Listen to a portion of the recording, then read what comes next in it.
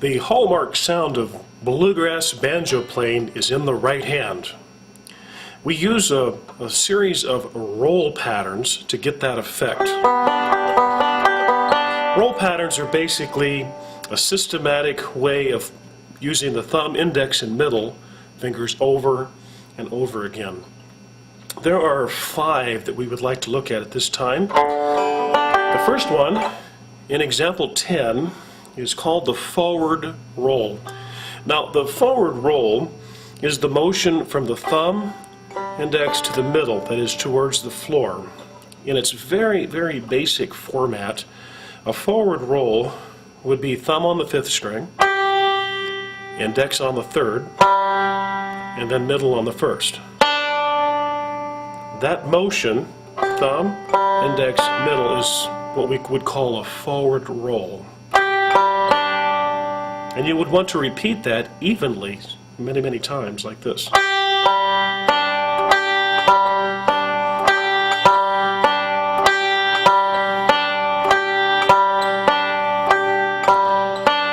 And faster sounds a little bit more like bluegrass.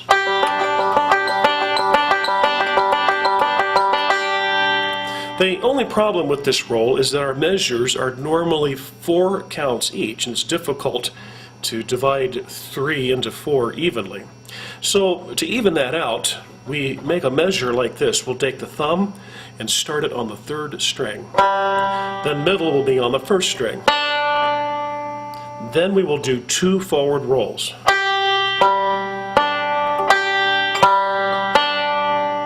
Let's put that all together. Thumb on the 3rd, middle on the 1st, then thumb on 5th, index on 3rd, middle on 1st, thumb on 5th, index on 3rd, and middle on 1st.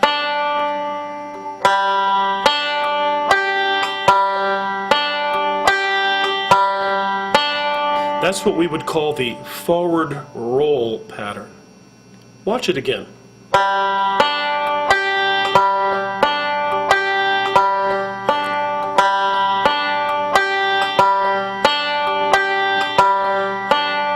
When you play these patterns, be careful not to put a break between them. That is, each measure should flow very smoothly like this. You want to do one measure, and then a second measure,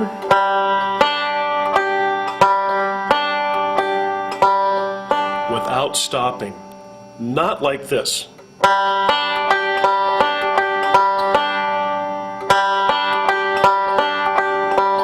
Did you see that pause that I put there? You don't want that. This is the way you want to play your rolls.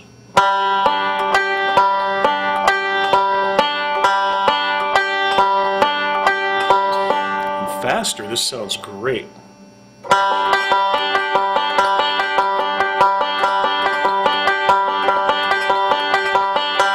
That's what makes banjo playing exciting, roll patterns. Now, on example 10, the forward roll, you'll notice the bold letters, T and a couple of I's in there.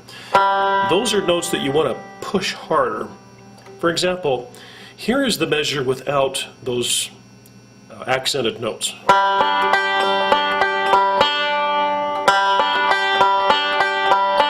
Each note is played evenly in volume. Now I'm going to push those bold letters just a little bit like this.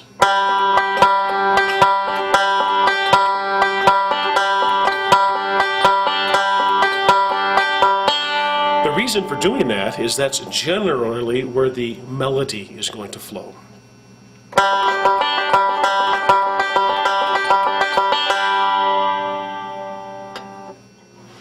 Remember, when you're playing your rolls, it's not how fast you play them that counts, it's how evenly you make each measure, how evenly the notes roll, and where those accents fall. You got to have those accents to let that melody surface. If you're accurate and you're real smooth at a slower pace, the speed will come naturally. It really won't be that much of a problem. Okay, let's take a look at our next roll. This is still example 10. This is the backwards roll. Basically, it's just the reverse of what we did earlier. The middle finger starts on first string, index finger on the third, thumb on the fifth. That's a backwards roll. Now, we could do a couple of those like this. Again, there's 6 notes. We need to divide that into 8, and it's not going to be too even.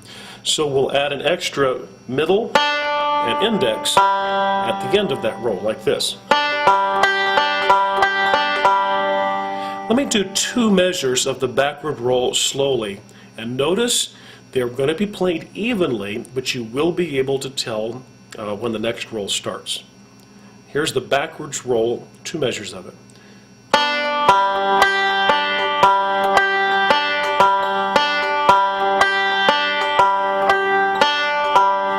And we have accents. Usually, the middle finger on the first string is going to have the heaviest note, the accent. Listen for that.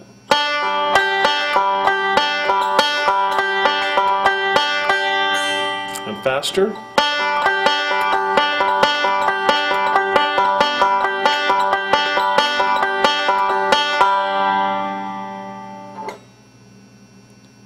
Our next roll is the forward reverse roll. I like this roll, and you'll notice the accents are mostly on the third string, because that's going to be where the melody is generally found on this roll.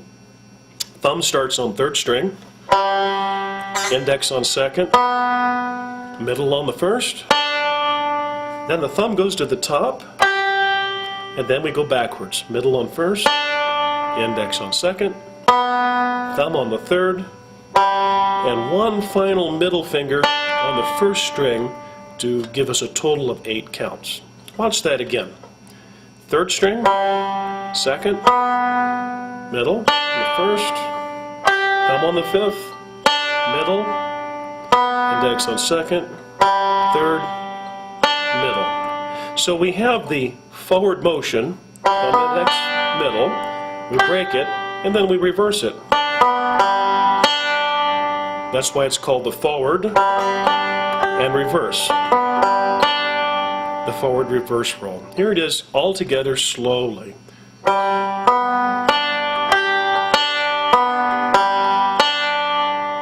And again.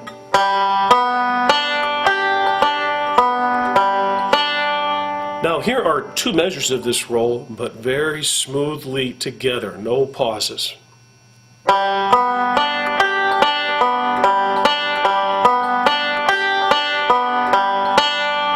And let's accent the third string, which is thumb, on both of those instances. 2 measures of forward reverse roll with the accents. Here we go.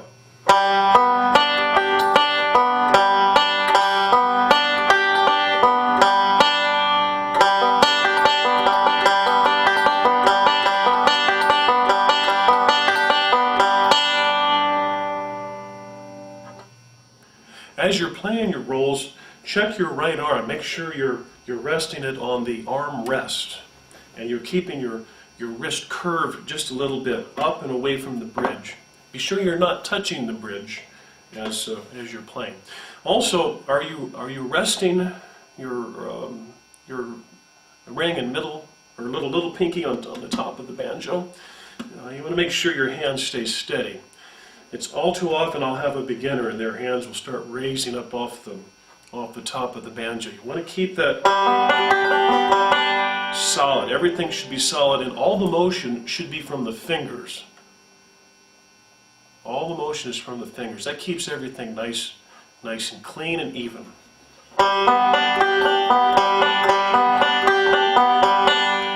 Another thing you may want to do is to try not to look at your right hand. We want to play the banjo, especially with the right hand, without looking at it. Much like when you're walking, it's best to keep your eyes forward. Or when you're dancing. Have you ever danced before? Or taken dance lessons? I know when I'm always dancing, I'll be looking down at my feet. The dance instructor will say, "No, don't look at your feet. Look up. Smile like you're having a good time." It's tough when you're first starting out. The same way with the banjo. It's really tough not to look down at your hand as you're playing. But keep working on it. Have your banjo out. Have it sitting on on the couch, somewhere where the kids or the dogs won't get to it. And every so often as you pass by your banjo, pick it up and see if you can play these rolls, like the forward reverse roll, without looking at it. Or maybe the forward roll.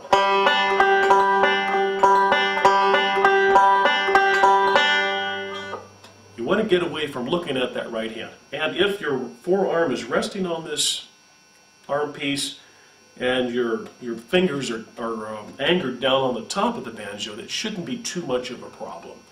Over time you're going to get your little dirty spot like this, or a wear spot as they call it. And so you know exactly where you put your hand each time. We are still on example 10. This time we're going to work on the alternating roll. I like this roll.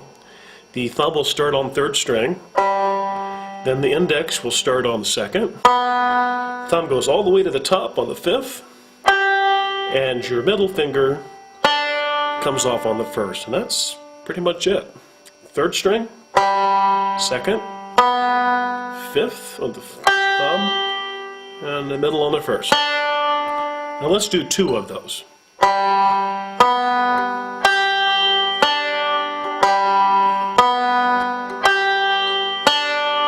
The accents, the bold letter T, will be on the thumb, third string.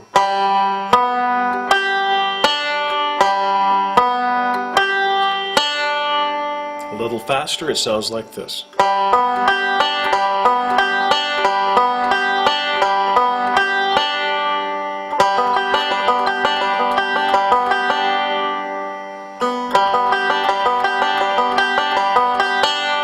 And the accent is right there.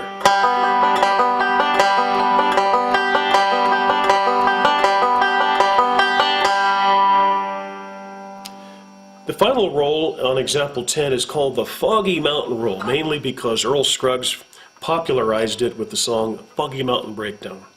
It's a little more difficult, but it's not too hard to learn, and it's essential for your banjo playing.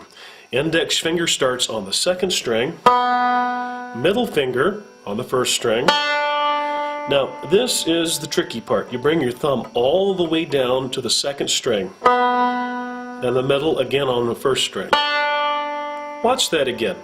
Starts index second, middle on the first, thumb on the second, middle on the first. By bringing the thumb all the way down to the second string, it kind of helps balance the roll so your fingers won't gallop like this. That's like a gallop. You want this instead.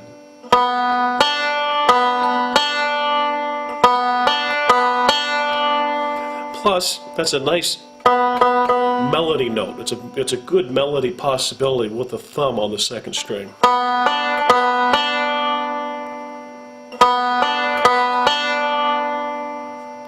To finish this roll out, the thumb will go all the way to the top, fifth string, index on the second, middle on the first, and then the thumb on the fifth. That's kind of like a forward roll in a way. Fifth string, second, first string, fifth string.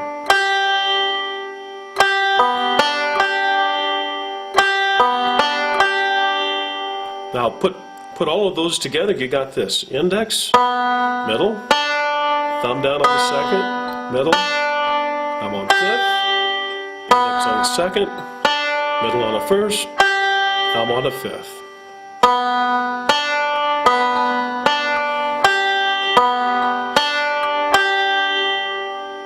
Again.